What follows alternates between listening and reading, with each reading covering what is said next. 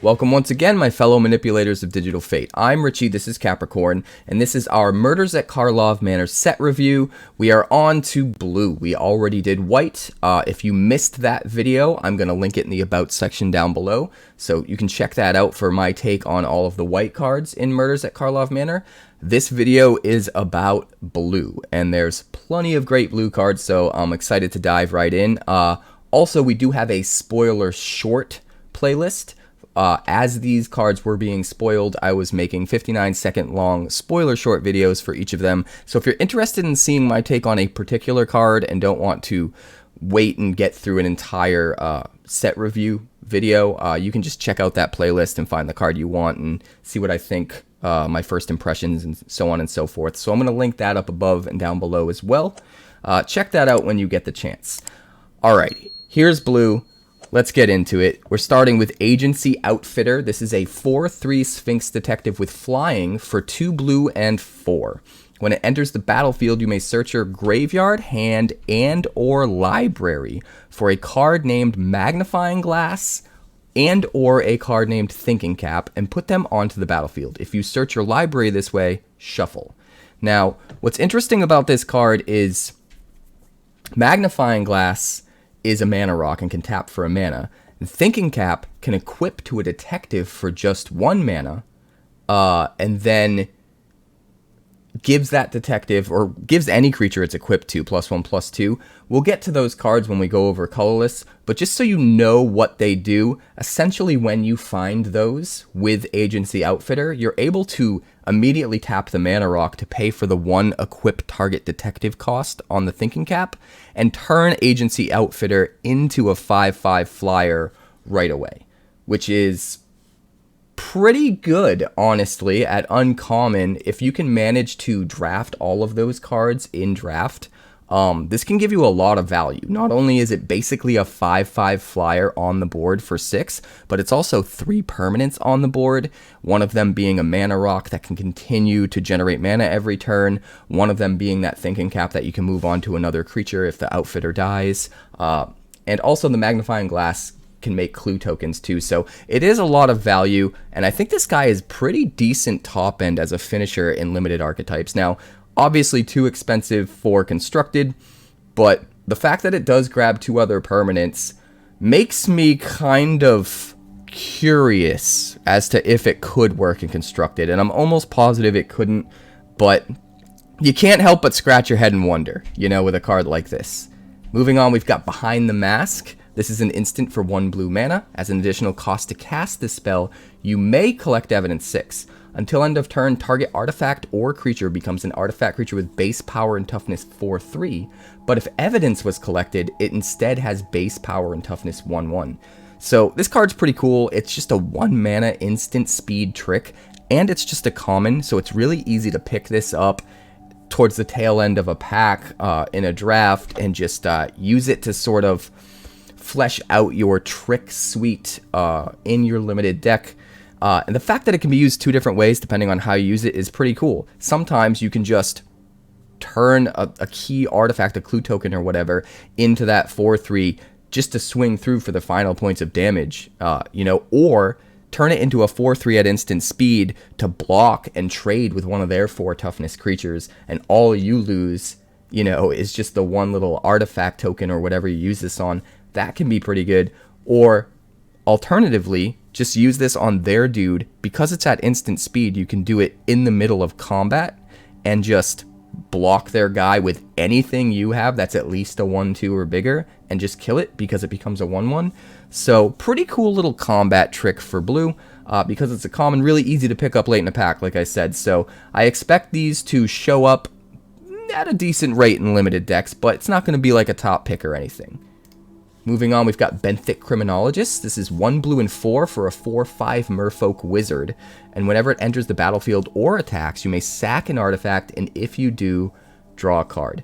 I think this guy is deceptively good. He's still not going to be anywhere near first pickable, but on first inspection, he looks like he's unplayable as just a vanilla body for 5 mana.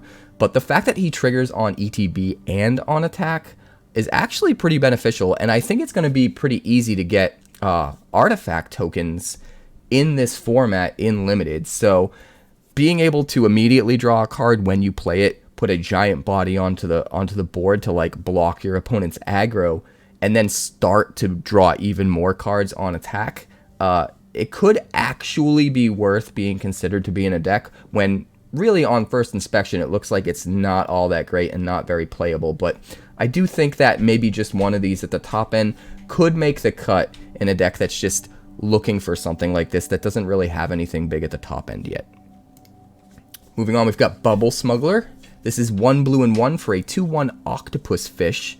Has Disguise for 1 blue and 5, so you can play this as a 2/2 Disguise creature with Ward 2 for just 3 colorless mana, and you can unmask it, so to speak, for its Disguise cost of 6. Now, as Bubble Smuggler is turned face up, you put 4 +1/+1 counters on it. So if you do manage to put it in as that 2/2 Ward 2 creature, and then unmask it for the 6 mana, it will become a 6/5 with those 4 +1/+1 counters on it. So I like the versatility here. Like, any one mode is kind of underrated, but the fact that you have 3 different ways to play it, you can either just slam it as a 2/1 for 2 if you need the body, or you can play it as a 2/2 Ward 2 for 3, or if you manage to keep it alive for, you know, long enough as that 2/2 Ward 2, you can flip it and turn it into a 6/5 beater that can help you close out the game. I think the versatility is what makes this card good. It kind of reminds me of a Charm in a way, where with Charms, none of the modes in particular are super good on their own, but it's the fact that you have the option of how to play it. You can make it work for you in the best possible way, depending on the moment, depending on the deck you're up against. And I think some of these Disguise creatures kind of function that way. Bubble Smuggler does for sure, because the versatility and what it can be on the field is pretty awesome. Next up, we've got Burden of Proof. 1 blue and 1 for an enchantment aura with flash. It enchants a creature. Enchanted creature gets +2/+2 if it's a detective that you control. If it's not, it has base power and toughness 1/1 and can't block detectives. This is kind of an insane card if you're in the detective tribal theme. If you're going super wide with detectives and most of your creatures are detectives, you have tons of options here, and because it's flash, you can totally use this as a combat trick to blow out your opponent, whether you're putting it on your own detective to kill their smaller guy and survive, or putting it on, you know, their creature because you have detectives that all want to swing in and get by their big creature. There's a lot of versatility here, and playing it at instant speed is kind of bananas. So if you're in the detective archetype in Limited, you definitely want to slam this.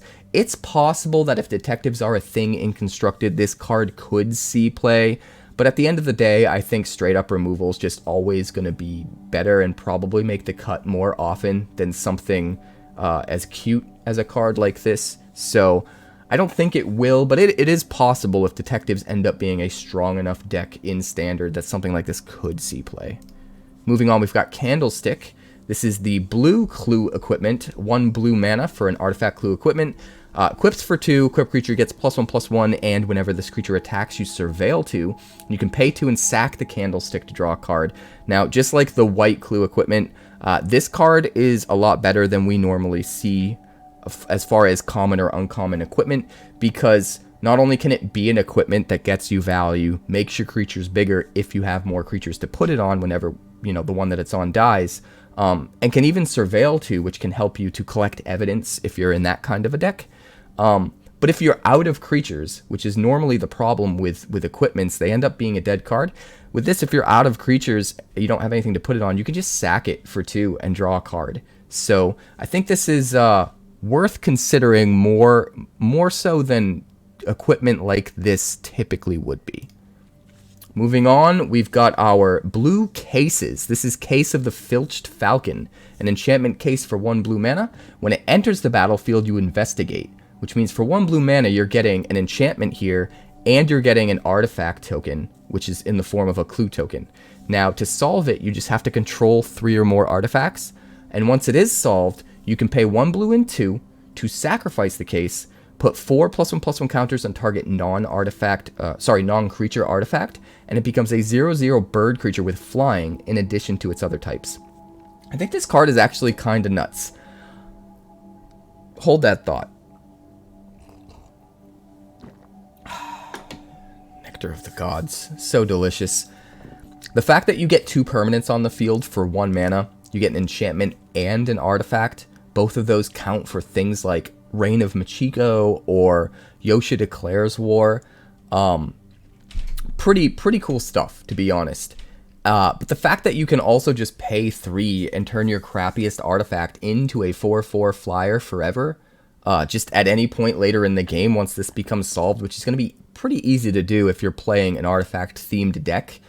I feel like this card is way better than maybe people realize. I definitely feel like if you're in a deck that cares about both artifacts and enchantments going wide, this card's going to be nuts because it gives you 2 for just 1 mana and upside value at the end of the day, giving you a 4/4 flyer. So I would not be surprised to see some standard brews, maybe even some older constructed formats start to use this card. Myself, like, I'm thinking Grixis Anvil sounds pretty gnarly, so I think this card is really cool. We've also got Case of the Ransacked Lab, 1 blue and 2.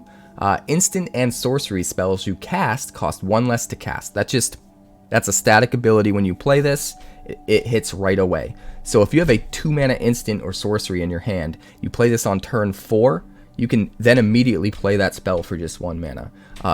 In that way, it kind of reminds me a little bit of 𝐂𝐑𝐄𝐈, and it might fit into those same kinds of decks. To solve it, you have to have cast 4 or more instant and sorcery spells this turn. And then when it's solved, whenever you cast an instant or sorcery spell, you draw a card.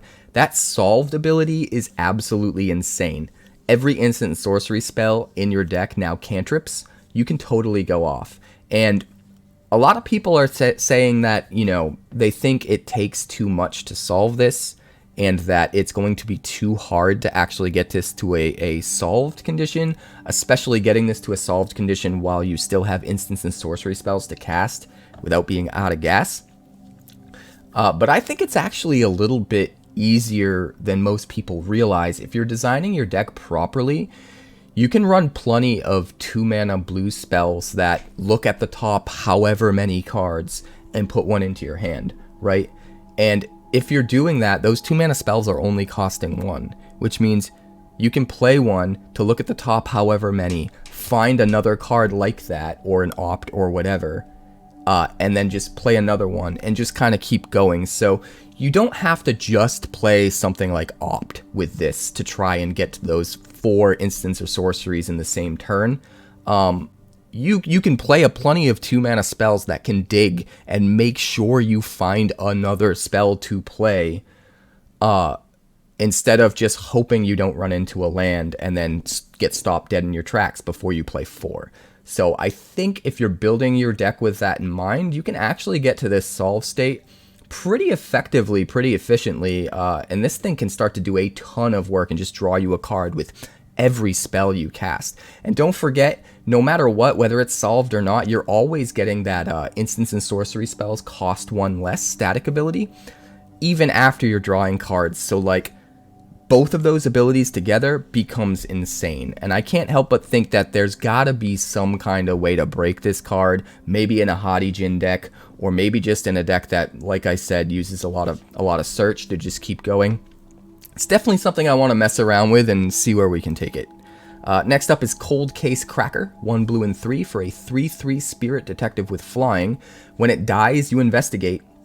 Solid card here, honestly. A 3-power flyer for 4 mana with only 1 blue pip in the cost, so it's pretty easy to splash.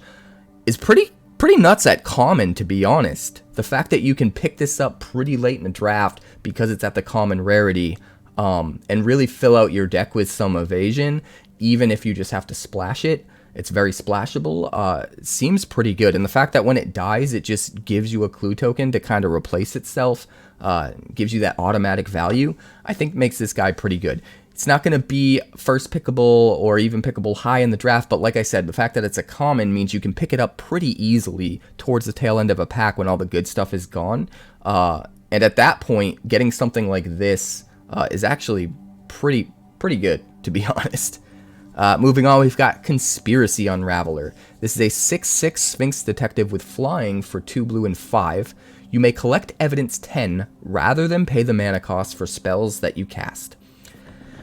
I think this card is nuts, and I think a lot of people are overlooking how easy it is to just keep kind of snowballing that collect evidence 10. People are looking at it as, well, I have to have a bunch of stuff surveilled into my yard or self-milled into my yard or whatever to collect evidence. And once I do it once or twice, I'm out of cards in my graveyard and I kind of get stopped dead in my tracks. And they're not really realizing that if you play instants and sorceries with this, those instants and sorceries, after they resolve, go to your graveyard and become another card that you can collect evidence with. So if you're using this card appropriately with very expensive instants and sorceries, maybe even potentially something that costs 10, you can play like a 10-drop sorcery for free by collecting evidence 10, and then use that card, just exile that one card to count as collect evidence 10 to free cast your next spell. And that's an extreme example, but even something like Breach the Multiverse, you could play for free by collecting evidence 10, and that puts another 7 in your graveyard for collecting evidence. So you just need another 3 along with that to just do it again. So I think people are really overlooking the fact that if you build your deck correctly and you're using a lot of instants and sorceries and you're using a lot of expensive instants and sorceries, I think this ability can just snowball and result in a ton of free expensive spells all in one turn, and it could be really gross. So I do want to brew something with this for sure, and I think we're going to give it a whirl. Moving on, we've got Coveted Falcon. This is 2 blue and 1 for a 1/4 artifact creature bird with flying. When it attacks, you gain control of target permanent you own but don't control. So if you give something to your opponent, you're able to take it back. Or if they steal something, you're able to take it back, which could come up, actually. Now, it can also disguise itself, so it can come in as a 2/2 ward 2 for 3 mana, can unmask itself for just 1 blue and 1. And when it's turned face up, target opponent gains control of any number of target permanents you control, and you draw a card for each one they gained control of this way. There's a lot of versatility with this card. Even if you just give them one thing, because you're immediately swinging in and just taking it back, and then you get to draw a card, that's honestly not that bad.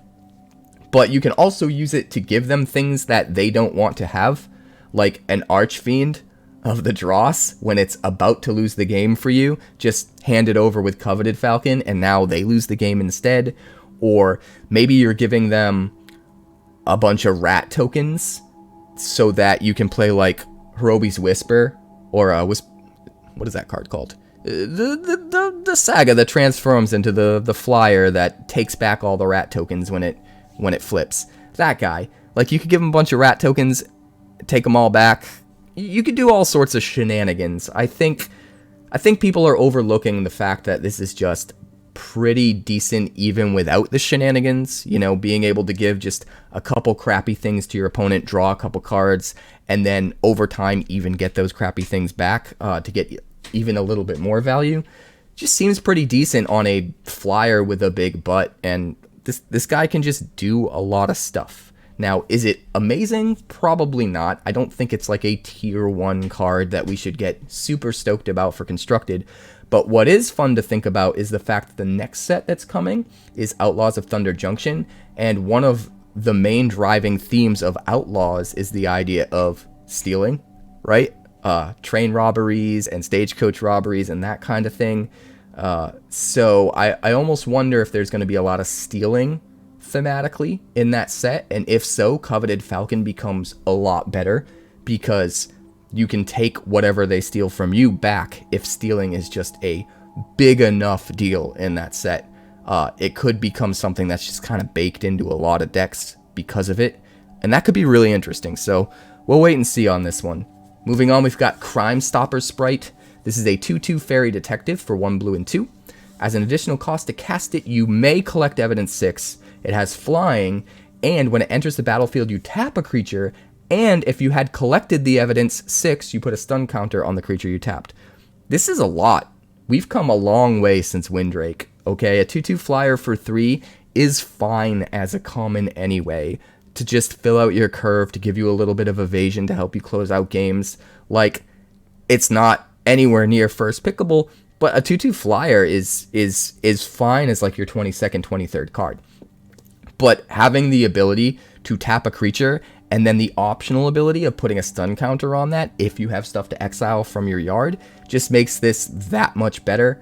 Even if you don't put the stun counter on it, you can get a little bit of extra oomph in your attack step by tapping down something that they might want to block with and getting to swing with some more guys than you otherwise might get the opportunity to. But obviously the real sauce here is in putting stun counters on a creature, a stun counter on a creature. And if you're in the collect evidence deck and it's easy to do that, this card could be more than just a 22nd, 23rd card if you're in that archetype. Moving on, we've got Cryptic Coat. This card is nuts, and I can't wait to do all of the shenanigans. 1 blue and 2 for an artifact equipment. When it enters the battlefield, you cloak the top card of your library and then attach Cryptic Coat to it. Now, cloak is a lot like disguise. It is to disguise what manifest is to morph. So it's kind of like a way to disguise a card that doesn't normally have disguise.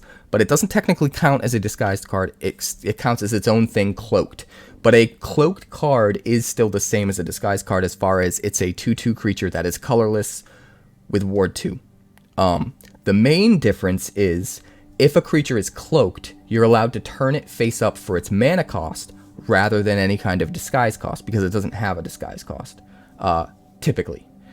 Now, if you end up cloaking something that isn't a creature, you cannot turn it face up for any mana cost or anything like that. But there are some shenanigans you can do, which I'll get to in a minute. Now, equipped creatures get +1/+0 and can't be blocked. So right off the bat, it's a 3/2 unblockable with ward 2, which is pretty gnarly even if you can't turn the thing face up, even if you don't hit a creature. You can also pay 1 blue and 1 to return Cryptic Coat to its owner's hand. Now, what's interesting about this is the fact that you can't actually reattach this to another creature just by paying an equip cost. It doesn't have an equip cost. So if you want to get that +1 and unblockable again, you have to return it to your hand, replay it, cloak a new card from the top of your library, and then rinse and repeat, you know? So there's pros and cons to that. It does slow you down a bit, not being able to just equip it if you just really want the unblockability. But being able to constantly use this to make more disguised creatures, more cloaked creatures, as long as you have the mana and the tempo advantage to actually take the time off to do that, for every 5 mana, you're basically cloaking something new from the top, and it can get pretty gnarly and pretty out of hand. And like I said, even just by itself, you got a 3/2 unblockable ward 2, like that's kind of just a win condition, even if you don't hit a creature. If you do hit a creature and you can turn it face up, this thing will stay equipped to it even after it turns face up, and then you have an even better unblockable creature. So I think all of that by itself is utterly insane. But what really makes this card even nuttier is you can use it with flicker effects. And not only can you flicker the Cryptic Coat itself as a way to have it come back into play and cloak a new creature from the top and avoid having to pay that 2 mana cost of putting it back in your hand and then having to replay it for 3. So do it for a lot cheaper, probably at instant speed by using flicker effects. But you can also just flicker the thing that the Cryptic Coat cloaked, the thing that's a 2/2 ward 2. If you hit an Atraxa and you don't want to pay 7 to turn it face up, flicker the disguise creature. It comes back into play as the front side Atraxa, gets the trigger and everything.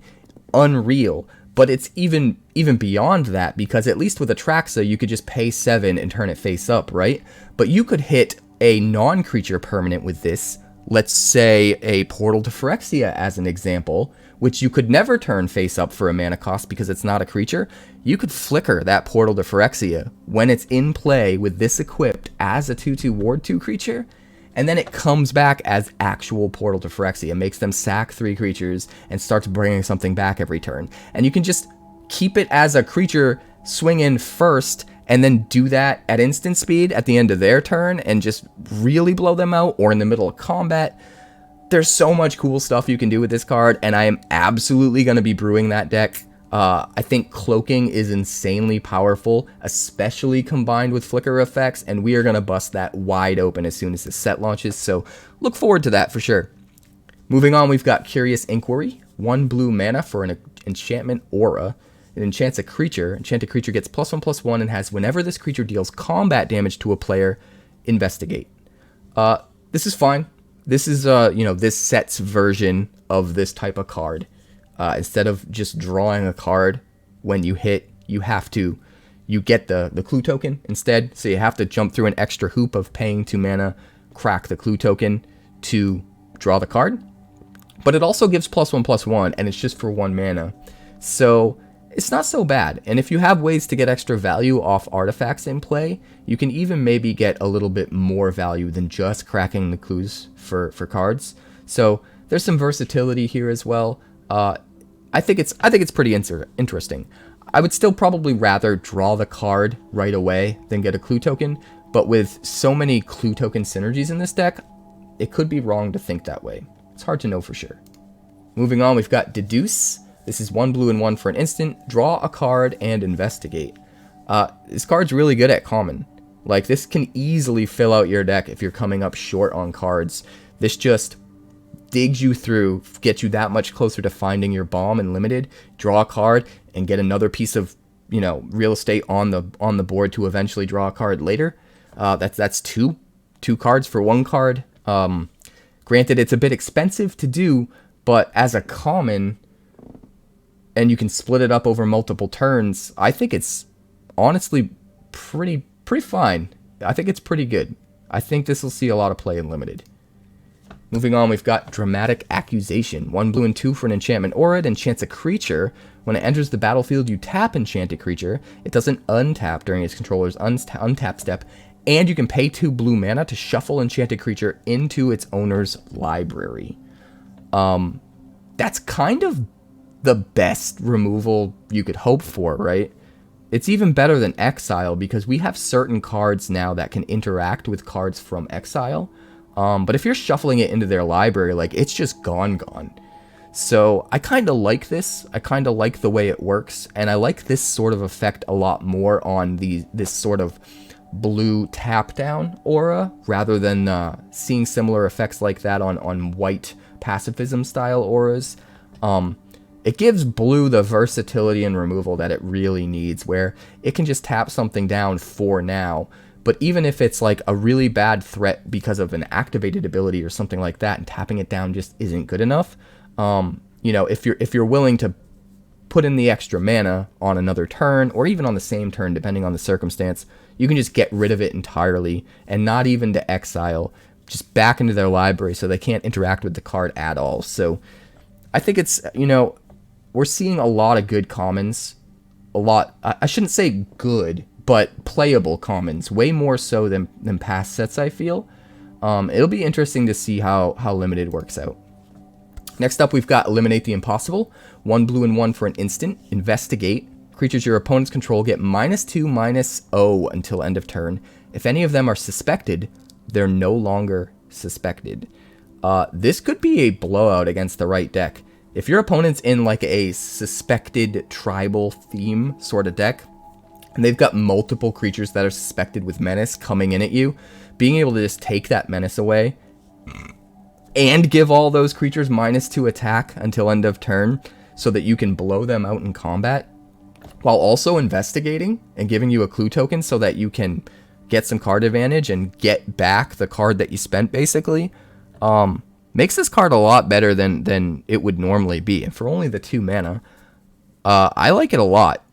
All of these combat tricks that also investigate are a lot easier to feel safe including in your limited deck, because even if you're not able to use them to their maximum potential and get the absolute most bang for your buck out of the combat trick, as long as you get a little something out of it, the fact that they investigate and can replace themselves with a card draw kind of makes up for it. And then you also have the upside of maybe the god play does happen. Maybe the absolute blowout outplay does happen, and the possibility for that is there because you included this card in your deck when maybe without the investigate it doesn't get get to be worth the inclusion. Does that make sense at all? I just think these combat tricks that investigate as well are a lot better than your typical combat tricks, and I'm really digging it as a theme. Moving on, we've got Exit Specialist. This is 1 blue and 1 for a 2/1 human detective. It can't be blocked by creatures with power 3 or greater, which means the only way they can block it is if they're willing to lose their blocker most of the time, which is pretty good. It has Disguise for 1 blue and 1, so you can play it as a 2/2 ward 2 for 3, and then unmask it for the 2 mana whenever you want, flip it face up, and when it is turned face up, you return another target creature to its owner's hand. So, a little bit of extra value there if you're willing to slow roll this guy and play him disguised first, use it as a combat trick. You can kind of get a mana war effect and bounce something, as well as having a creature, you know, that can swing in unblockable, get some damage in maybe. A lot of versatility there. I don't know how good it is, but it definitely has the potential with both the unblockability and the pseudo removal tacked onto the creature. There's definitely a lot of potential for this card, and I wouldn't be surprised if it ends up being a high pick in Limited for sure. Faithlight. 1 blue and 1 for an enchantment aura that enchants a creature. It has Flash, and when it enters the battlefield, enchanted creature gains hexproof until end of turn. Enchanted creature also gets +1 and +0 and flying forever, for as long as it's enchanted. I think this is the best version we've seen of the 2 mana blue flash thing that saves your creature by giving it hexproof.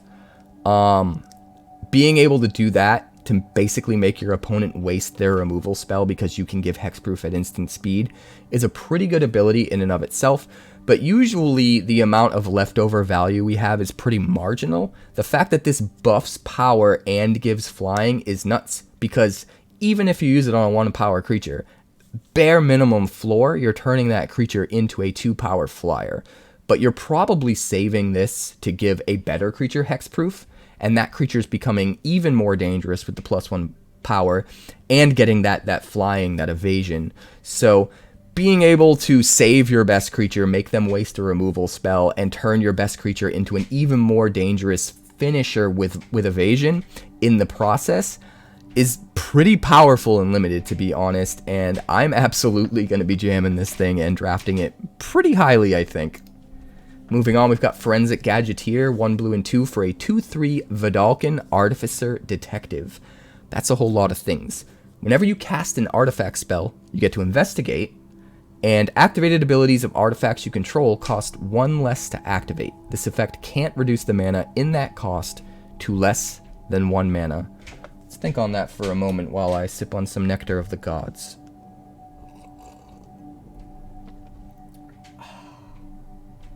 Coffee. I don't know how I'd get by without it. I like this guy. I like this guy a lot, and I think he does a lot.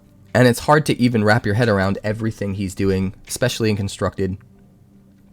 Getting a free clue token every single time you cast an artifact spell is kinda nutty.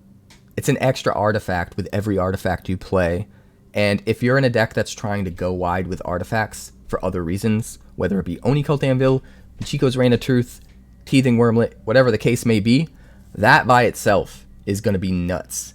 But the fact that all of those clue tokens can be sacked for just 1 mana instead of 2, you can basically half the cost, sack twice as many in a single turn if you need to, and that's a lot.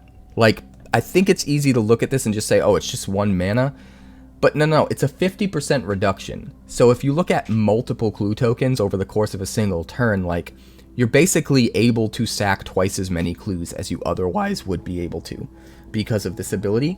And that's a lot. And not only that, but all activated abilities of artifacts. So not just the extra clues that you're making by casting the artifact spells, but anything at all. Like maybe this combos with the gem from Lost Caverns of Ixalan. Maybe it combos with... Dude, there's just so many. There's so many crazy artifacts with activation costs. You could use it with incubate tokens to make your incubate tokens come alive a lot easier, a lot quicker. The fact that both of those abilities are so good in and of themselves and can both be used in different ways, but then you get them both together on the same body, and the body isn't even that bad.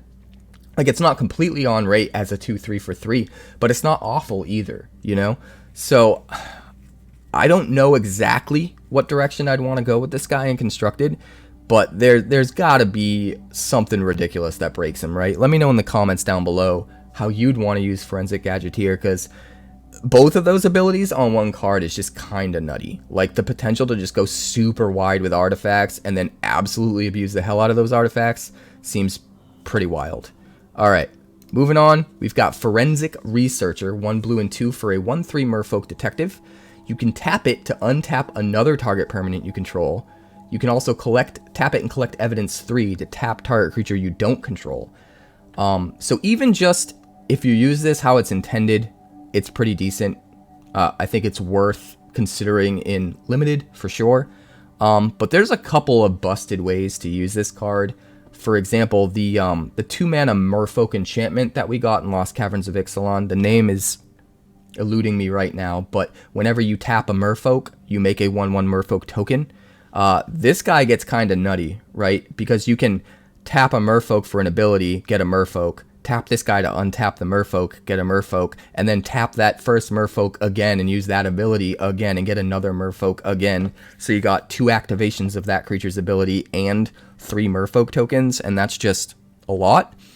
But you can also use this with something like Agatha's Soul Cauldron to exile it from the graveyard and like give all of your creatures this ability, and then that just gets absolutely nutty. The things that you can do, you can just kind of go infinite, whether it's making, you know, the 1/1 tokens with that enchantment or using it with mana generation or whatever the case may be. There's just so many ways to go infinite with that at that point. So I think people are absolutely going to try and break this guy in Constructed, in Standard, and it might be the card we need to take that deck from meme to dream. Not 100% sure, it's going to take some testing, but pretty cool little card for sure. Moving on, we've got Furtive Courier, 1 blue and 2 for a 3/2 Merfolk Advisor. It can't be blocked as long as you've sacrificed an artifact this turn, and whenever he attacks, you draw a card and then discard a card. So the idea here is every turn that you sack a clue, you get to swing in and not be blocked. And then when you do swing, you get to loot and get 1 card deeper to finding your next thing that's going to give you a clue so that you can do that. I think this guy is way better than he looks, even without the loot ability. Just the fact that there's so many clue tokens in this set, and that this guy just becomes a 3-power unblockable creature for 3 every single turn that you can sack a clue. If you just draft into the clue archetype and snag this guy, like, this guy's just a win condition on his own, right? Like, it's so easy to just enable him. There's going to be clue tokens everywhere. If you're cognizant of that and you're picking up the right cards, it's so easy to just slam this guy on 3, and if they don't have removal, he's just unblockable the rest of the game, you know, if you built your deck right. So, pretty wild card. Definitely consider. You need the right support to really make him work strong in Limited, but the potential is definitely there. Moving on, we've got Hotshot Investigators, 1 blue and 5 for a 4/4 Vedalken Detective. When he enters the battlefield, you return up to 1 other target creature to its owner's hand, and if you controlled that creature, you investigate. Pretty nutty, right? If you've got creatures with ETB triggers, it's really good to just recast that creature, get another ETB trigger, and also get a clue token along the way. But even more so than that, I think what this guy is really intended to do is you play a disguise creature, you flip it up to get one of the many, like, when this guy's turned face up, trigger this abilities. And then, instead of it just being a one and done, you can bounce it to your hand with Hotshot Investigators, get a clue token to get even more card advantage, have a 4/4 body, and then replay that card as the disguise creature so that you can flip it again and get more value off of it. So a lot you can do with this guy. He is 6 mana, which is a lot, but I wouldn't be surprised if one of these makes the cut at the top end. If there's some kind of a ramp deck that can get to 6 mana, you know, earlier, maybe when you'd normally be getting to 4 or 5, this guy might be even more usable. But 6 mana is a lot, so it'll be interesting to see if this guy makes the cut. Moving on, we've got Intrude on the Mind. Now, this card is wild. People are just comparing this to Fact or Fiction, and I think it's a mistake because they do, even though they seemingly do the same things, they actually do very different things, and you can get a lot of value in a different way with this card if you use it right. Coffee break.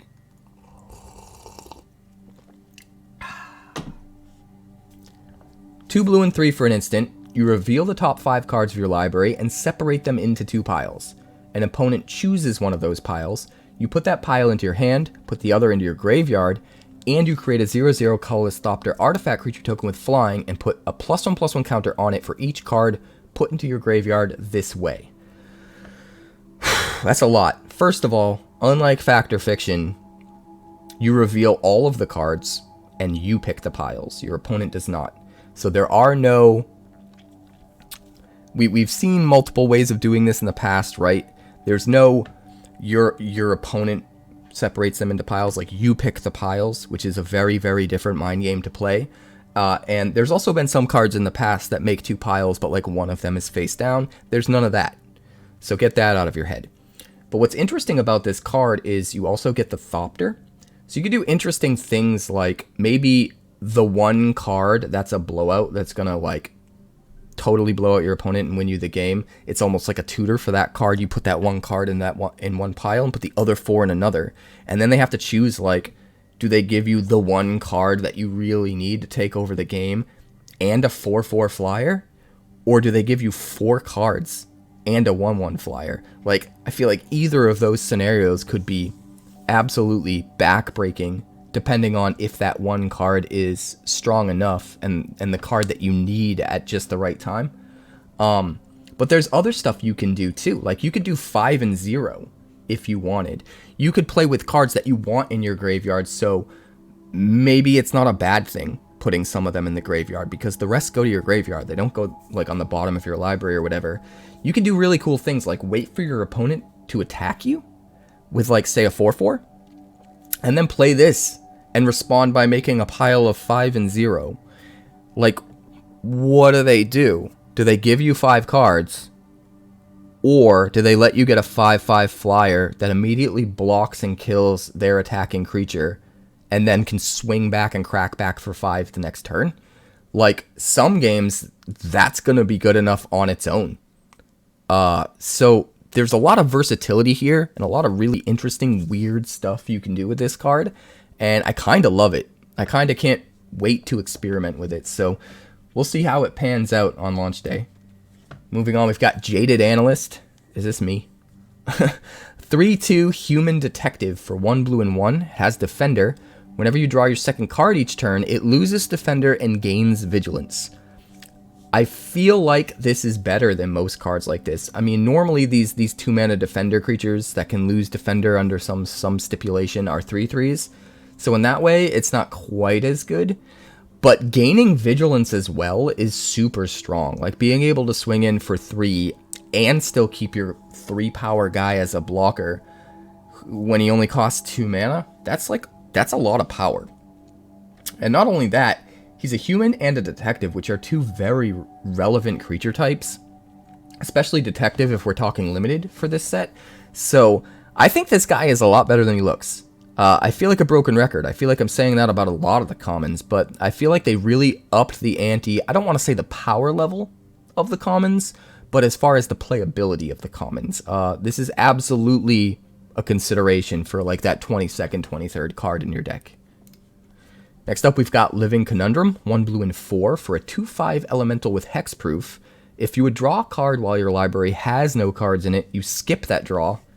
As long as there are no cards in your library, Living Conundrum has base power and toughness 10/10 and flying and vigilance. Is this a meme, or can we combo kill with this? The hexproof alone and the 2/5 means this can easily just help defend and keep you alive until you get to mill yourself out, right? But then once you do, you no longer have to draw cards. You can never get milled out, right? And then it's a 10/10 with flying and vigilance, so it's just swinging in for 10 every turn, and you're not drawing cards anymore, so you have to close out the game quick. But maybe you can even give it double strike and just kill them in one whack, or maybe you hit for 10 in the air and then sacrifice it to like a burn together or something like that to fling it at their head. Like, there's so many potential ways to just combo with this and abuse it. My gut tells me that there's too many hoops to jump through and it won't end up being worth it. But if something like this gets the right support to be able to self-mill quick enough, and really combo with something that's going to close out the game quickly because of that, this could see, some weird self-mill combo deck could see play constructed. I don't think it's going to happen, but the potential is definitely there, and imagine if it did, man. So wild. Next up, we've got Lost in the Maze. This card is bananas. 2 blue and X for an enchantment, has flash. When it enters the battlefield, you tap X target creatures. Put a stun counter on each of those creatures that you don't control. Tapped creatures you control have hexproof. So what's crazy about this is you can pay 3 mana, flash this in, target one of your creatures, tap it in order to give it hexproof to save it from a removal spell. Like, that's the floor. And that's pretty good on its own. But the fact that you can pay extra mana to tap down your opponent's creatures as well and put stun counters on them, it has flash. So you can do that on your opponent's turn, tap them down and put stun counters on them. That means they're skipping 2 attacks and 2 defense. So, like, that's a lot of skip turns for X amount of creatures, The fact that you get both of those things on one card is kind of nutty as it is. But then you also just have tapped creatures you control have hexproof, so you don't just give something hexproof when you cast this and target it and tap it down or whatever. Like, for the rest of the game, Lost in the Maze stays on the battlefield, and all of your tapped creatures have hexproof for the rest of the game. So when you're swinging in with your creatures, and they're tapping to attack, they're safe from Wandering Emperor. Like, Wandering Emperor, this is pretty much counter to Wandering Emperor. Like, Wandering Emperor cannot target them when they're tapped, and it can only exile tapped creatures. So it's just a complete and utter, like, slap in the face to the Wandering Emperor. Like, no more Wandering Emperors, thank you very much. But if you have creatures with tap abilities, it gets even nuttier. Imagine having a 𝑠krelv on the board, and now, like, it can kind of protect itself, because it can tap to use its ability on something else, and then because it became tapped, it now gets hexproof. So no longer is 𝑠krelv vulnerable to removal, where, like, your opponent will just remove your 𝑠krelv first and then kill the thing they want to. Now with this in play, like, your 𝑠krelv can just protect itself as well. So a lot of nuttiness. Just a lot of nuttiness with this card. The fact that it gets so much value when you play it, but it also has this lingering effect. And it's just an enchantment, so it can trigger things like Hallowed Haunting. There's just, like, so many uses for this card, and it's another one that I just can't wait to brew with. Moving on, we've got Mway Spy. This is 1 blue mana for a 1/1 merfolk detective with flying. It's another disguise creature, so you can play it as a 2/2 ward 2 for 3, and then unmask it for 1 blue and 1. When Mway Spy is turned face up, until end of turn, whenever a creature you control deals combat damage to a player, investigate. This card is bananas, because it's not limited to just once a turn. Until end of turn, every creature that you control that deals combat damage to a player makes you investigate and get a clue token. Granted, it only triggers when it's turned face up, but the body isn't bad to begin with. Even just a 1/1 flyer for 1 isn't that bad. Imagine playing this in, like, a ninjutsu deck where you can just play it early for the 1 mana, use it to swing in and enable your ninjutsu guy, return Mway Spy back to your hand, so that later on when you have more mana, now you can replay it as the disguise creature, and then at some point later in the game, flip it to get a whole bunch of value because you had like 2, 3, 4 creatures hit in for combat damage, even if it's just like 1 or 2, and now they all give you clue tokens. There's just so many ways to get a bunch of value with this, and I kind of love it. Moving on, we've got Out Cold, 1 blue and 3 for an instant. It can't be countered, which helps protect against ward. Anything that can't be countered means you don't have to pay the ward cost, because the way ward works, when you target something with ward, the ward ability triggers, and says you have to pay the ward cost or the spell is countered. And so if the spell can't be countered, you can just say, I'm not paying the cost. And then when it tries to counter it, it can't because the spell can't be countered. So you can get around ward, which is really nice. Tap up to 2 target creatures and put a stun counter on each of them. Investigate. So this is going to be really good for taking down like a lot of disguised creatures without having to pay the ward cost. You can tap 2 of them down, put stun counters on both of them, and not have to pay that extra 4 mana that you'd normally have to pay, which is kind of wild. But what really puts this card over the top is, again, the fact that it's one of these combat tricks that lets you investigate as well. So if you're not able to get max value out of it, and you kind of have to, like, throw it away to an extent and only use it to, like, half of its potential or whatever, you still get a clue token. You can still replace the card with another card drawn later on by sacking the clue. So it kind of makes it so that when this spell isn't used to its full potential, it doesn't hurt as bad. And that's really nice. I like it. 4 is a lot, but I mean, it's also a common, so it's really easy to just grab this pretty late in a pack for your limited deck if, you know, you're coming up short on playables. Next up, we've got Prof's Eidetic Memory. This is 1 blue and 1 for a legendary enchantment, and when it enters the battlefield, you draw a card. You have no maximum hand size, and at the beginning of combat on your turn, if you've drawn more than 1 card this turn, you put X +1/+1 counters on target creature you control, where X is the number of cards you've drawn this turn, -1. Where do I even start with this? This card is nuts. The floor is just 2 mana, draw a card, put a +1/+1 counter on something. You have no maximum hand size for the rest of the game, and you have a permanent on the field that you might be able to use as a resource for something later on. Like, that in and of itself is a lot. But then the fact that as you draw more cards in your turns after that, like, you're able to distribute even more +1/+1 counters and make your creatures even bigger. You're able to turn, like, what might be, like, token creatures off a wedding announcement or something like that into relevant threats by building them up with counters. And you're not spending any mana, you're not spending any cards to do it, because this draws a card when you initially play it, so it replaces itself. Like, it just kinda gets turned on and happens for free. And even if you have a second copy that you draw into, it's not useless, because you can still play it to draw a card, you know? And you can get, like, Hallowed Haunting triggers. So not only do you draw a card, but you trigger your Hallowed Haunting, even if you have to sack one to the legendary rule.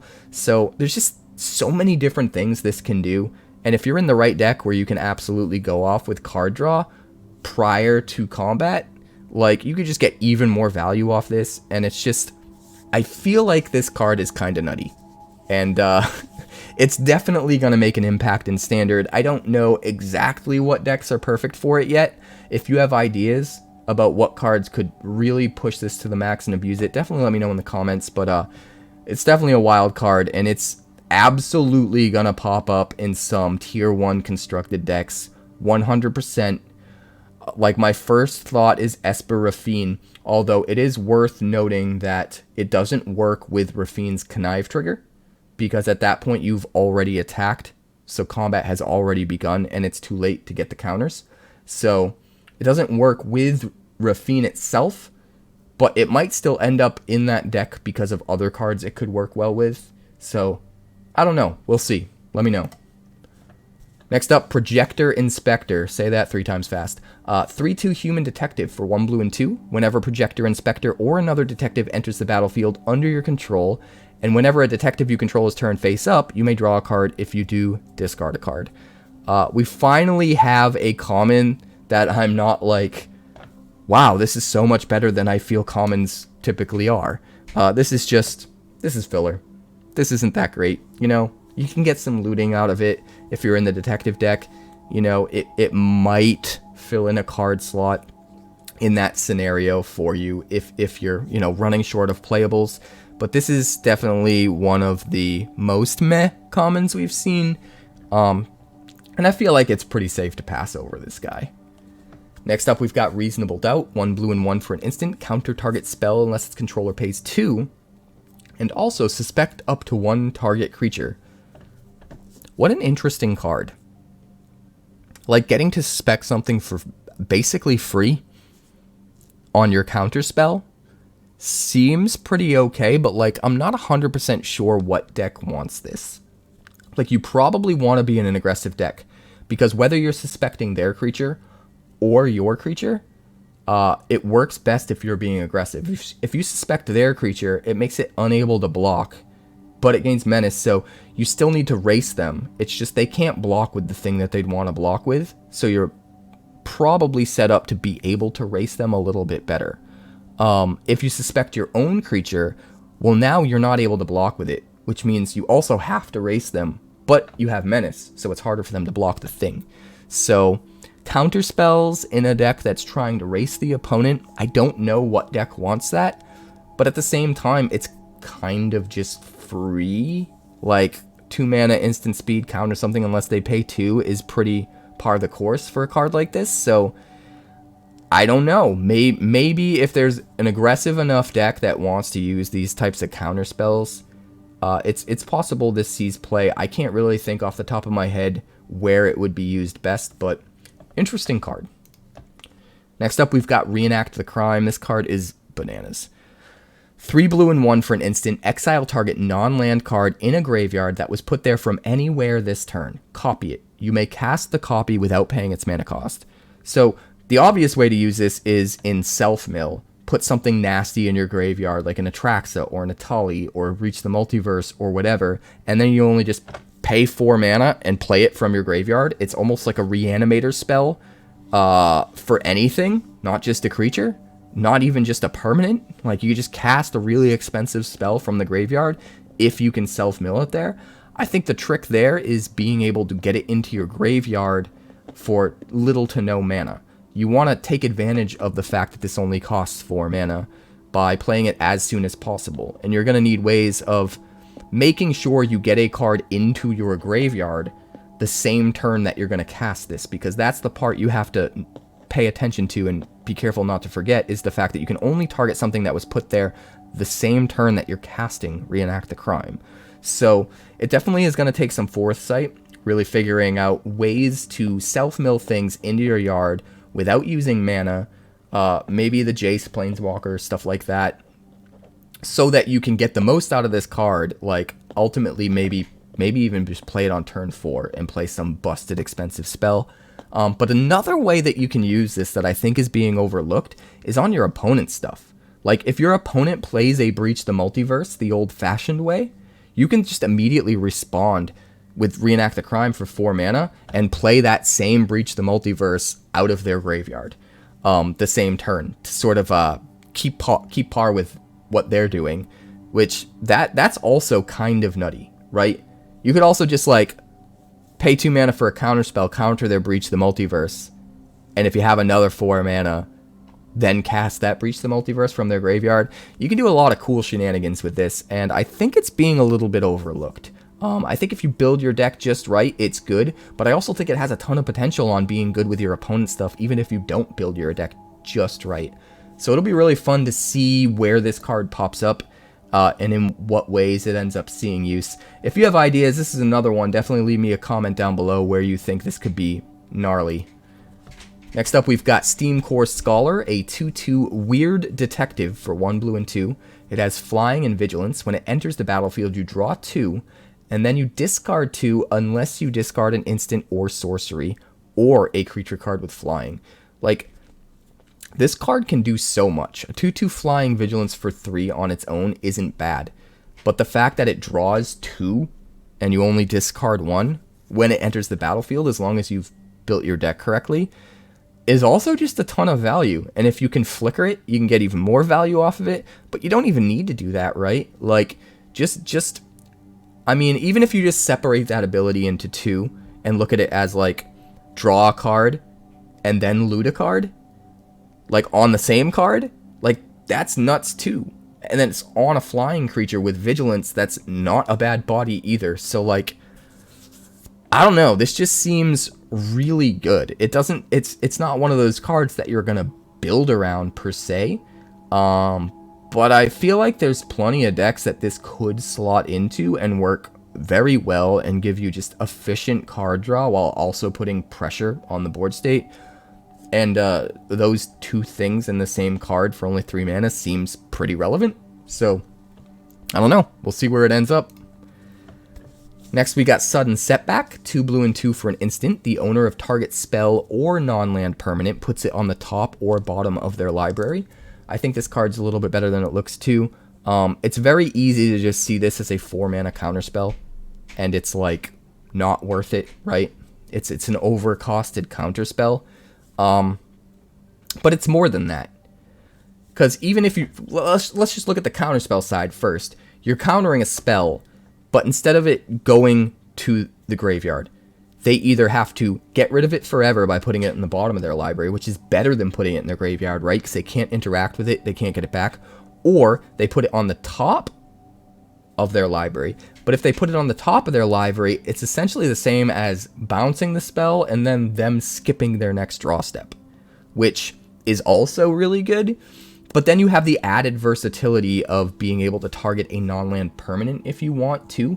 So if you absolutely need it to be, it can be removal in a way that functions the same way. It's either on the bottom of their library and even better than being put in their graveyard, or it goes to the top of their library and it functions similarly to if you had bounced the creature to their hand and said they skip their next draw step. Like, all of those are pretty damn fine. But the fact that you have the versatility of choosing which of those ways to use it makes it even better. So this can just kind of hit anything and everything ever. And no matter what your opponent chooses, it's going to be valuable for you. So I feel like even at 4 mana, this card is pretty good. Next up, we've got Surveillance Monitor. 1 blue and 3 for a 3/3 Vedalken Detective. When it enters the battlefield, you may collect evidence 4, and whenever you collect evidence, you create a 1/1 colorless Thopter artifact creature token with flying. So ignore the first part. Ignore the fact that you can just collect evidence 4. What's cool about this card is every time you collect evidence, it's going to give you that 1/1 flyer.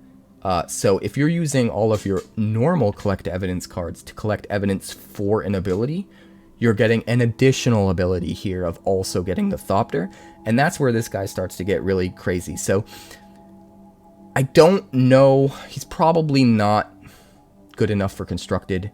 I don't think Collect Evidence as an ability is going to be good enough to be like an archetype in Constructed, to be prevalent enough to want the payoff of something like this. But in Limited, like if you're drafting into a Collect Evidence archetype where you're getting a lot of value out of Collect Evidence, like getting extra Thopters, flying Thopters that you can use to like just swing in evasively and help close out the game is super good. And you also get the 3/3 body for 4. So, and if you want, if you don't consider it a waste, you can actually just collect evidence when it enters to get 1 right off the bat. But I kind of view that as extra gravy. But as extra gravy, if you need it, like that's a thing you can do and it's pretty cool. So I think there's a lot of value here if you're in the Collect Evidence archetype. And even if you're not, if you have a handful of cards in your deck that collect evidence, he's still probably worth playing, even if he only gets you 1 or 2 Thopters on average. That can still be a lot of value for the 4 mana here. It's worth noting that like a lot of times when you're collecting evidence, it's not really costing you much mana, just the cards out of your graveyard. So a lot of times you can get these extra Thopters and stuff without really having to pay any mana, which can be really good. Next up, we've got Unauthorized Exit. I believe this is the last card. 1 blue and 1 for an instant. Return target non-land permanent to its owner's hand, and then surveil 1. This is just your standard blue removal bounce a thing. It's nice that it can hit any non-land permanent. It can even hit something that you control.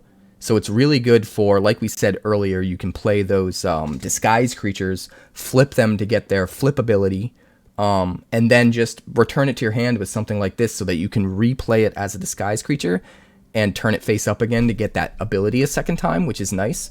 But it also surveils 1, which helps set you up for something like Collect Evidence. It helps scry you into your next card that you want to draw. So there's a lot of extra little value tucked into this card that's really easy to not notice at first, I think.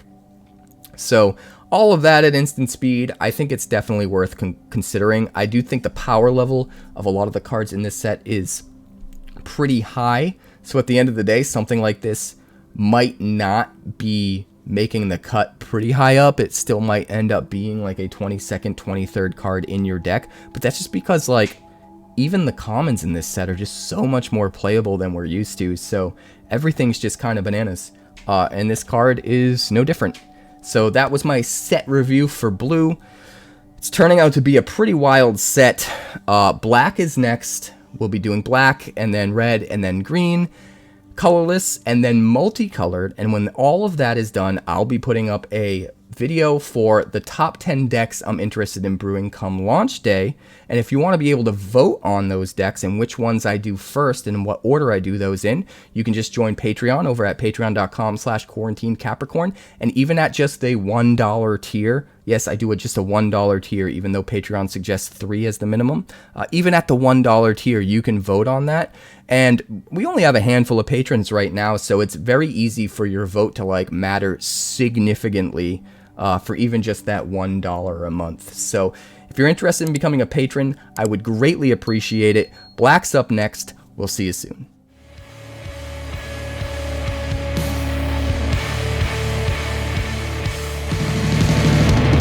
Thanks so much for checking out my channel. I'd like to give a huge shout out to all of my patrons over at Patreon. Without you guys, this channel would not be possible, so honestly, thank you from the bottom of my heart for all of your contributions. If you haven't yet, like and subscribe. The more likes we get and the quicker we get them, the bigger this channel will grow and the faster it will grow. I'd love nothing more than this channel to become something very special for you guys, but it's entirely up to you how fast that happens. Also, if you'd like more deck text, that's somewhere over there. And if you'd like to see what else the channel's been up to lately, that's somewhere up that way. Also, subscribe, circle below, do all the things.